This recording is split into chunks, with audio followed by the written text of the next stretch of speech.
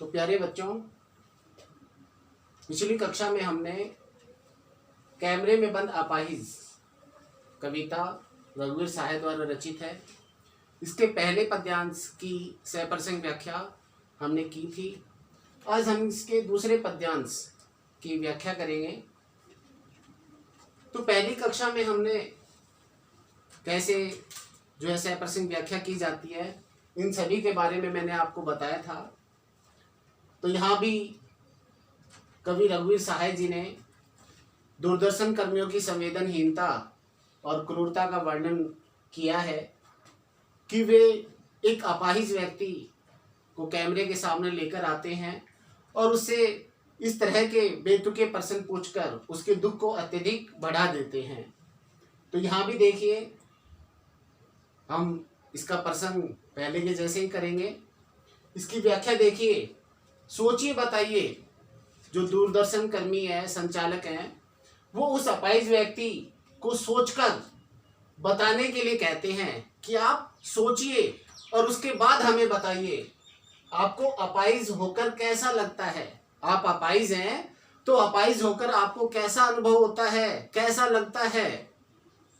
कैसा यानी कैसा, किस तरह का अनुभव होता है, किस प्रकार की समस्याएं आती हैं, किस प्रकार का आपका जीवन चल रहा है और उस जीवन में आपको कैसा अनुभव होता है वो हमें बताइए।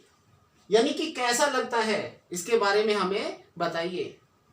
हम खुद इशारे से बताएंगे कि क्या ऐसा। जब अपाहिज व्यक्ति दूरदर्शन कर्मियों के प्रश्नों को सुनता है और उनके बेतुके प्रश्नों को जब सुनता है तो उनके उत्तरों को देने में असमर्थता का अनुभव करता है। ऐसी अवस्था में दूरदर्शन कर्मी कहते हैं कि हम खुद इशारे से आपको बताएंगे।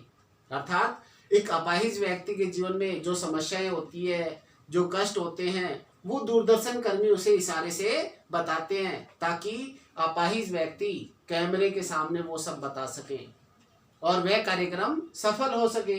सोचिए, बताइए, सोचकर बताइए, थोड़ी कोशिश करिए। दूरदर्शन कर्मी बार बार उस अपंग अपाहिज व्यक्ति पर दबाव डालते हैं कि वह सोचकर बताए, थोड़ा कोशिश करे और अपने जीवन में आने वाले कष्टों के बारे में, दुखों के बारे में वो बताए। यह अवसर खो देंगे। दूरदर्शन कर्मी कहते हैं कि दूरदर्शन पर आने का जो अवसर, कैमरे के सामने आने का जो अवसर उस अपाहिज व्यक्ति को मिला है, वह अपाहिज व्यक्ति उस अवसर को खो देगा। अर्थात उसकी जो संवेदनाएं हैं, उसके दुख हैं, उसके कष्ट हैं, वो लोगों के सामने यदि वह नहीं बताएगा तो वो सभी नहीं जा पाएंगे। आप जानते हैं कि कार्यक्रम रोचक बनाने के वास्ते हम पूछ पूछ कर उसको रुला देंगे।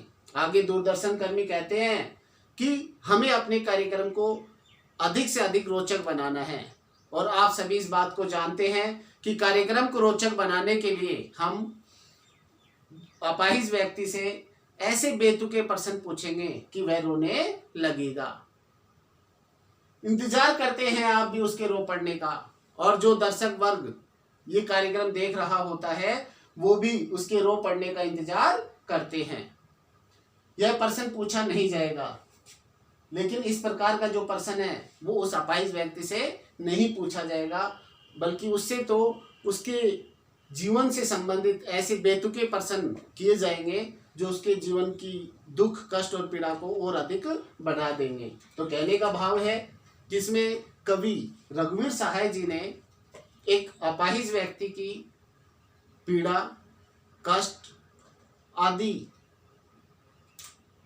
पर के माध्यम से जो है दूरदर्शन कर्मियों की शैली पर व्यंग कसा है कि वे अपने कार्यक्रम को रोचक बनाने के लिए और अधिक सफल बनाने के लिए उसे रोने पर मजबूर कर देते हैं। इसके बाद हम इसका विशेष करेंगे। तो विशेष में बताएंगे कि इसमें दूरदर्शन कर्मियों की संवेदनहीनता एवं क्रूरता का वर्णन किया है। दूसरा, भाषा सरल, सहज एवं भावानुकूल है। नंबर 3 पे हम बताएंगे यानी कैसा लगता है, कैसा आपको अपाहिज होकर कैसा लगता है। इन सभी पंक्तियों में प्रश्न अलंकार का प्रयोग किया गया है। पूछ पूछ कर इसमें अनुप्रास अलंकार का प्रयोग किया गया है। नंबर 4 पे शब्द योजना सार्थक एवं सटीक है। 5 पे मुक्त छंद का सफल प्रयोग किया गया है। धन्यवाद।